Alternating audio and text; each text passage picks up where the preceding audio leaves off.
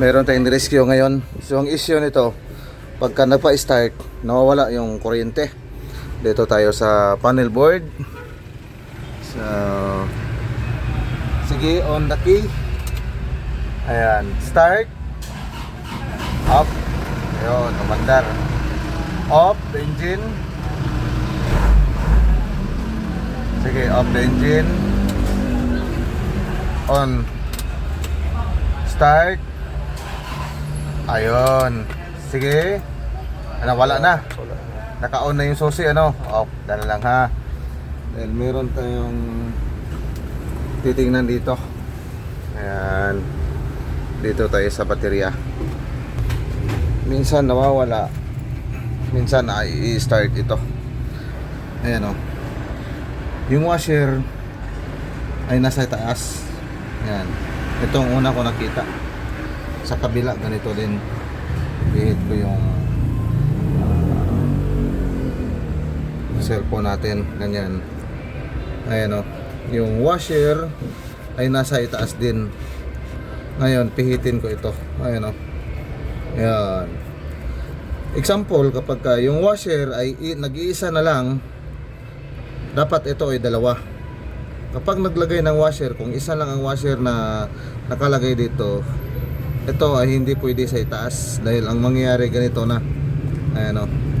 So i-fix ko ito para magkaalaman. Ayan o. Dapat itong washer ay nasa ilalim. Ganon din sa kabila. Ganyan. Kapag yung washer ay nasa itaas, ang ganyan ang nangyayari. So nasushot ito. Itong may bukol na to, nasushot siya dito.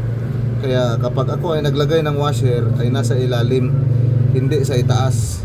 Dahil yung ulo ng bolt ay hindi naman lulusot yan dito sa may itaas. Ayan. Yung washer nasa ilalim na yan.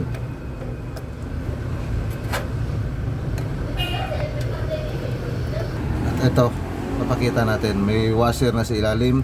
Ito yung ating main cable. Yan, may washer din sa itaas, so mas maganda. Yan. Okay.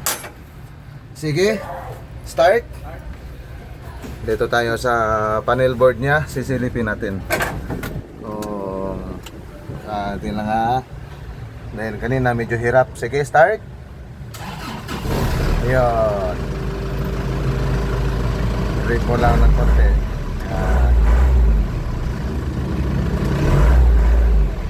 Off the engine. On. Start.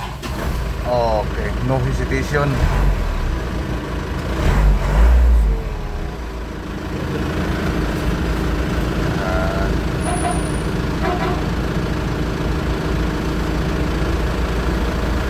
Off the engine. Last na lang ito. Sige, start. Very good. Yeah, no? Very good. Successful. Yan lang ang sira. So, I hope nakatulong yung sinishare natin ngayon na video. Yeah, no? Simple lang ito. Very basic. Pero pagka nakataon, ang trouble ay hindi rin basta-basta. Yeah, no?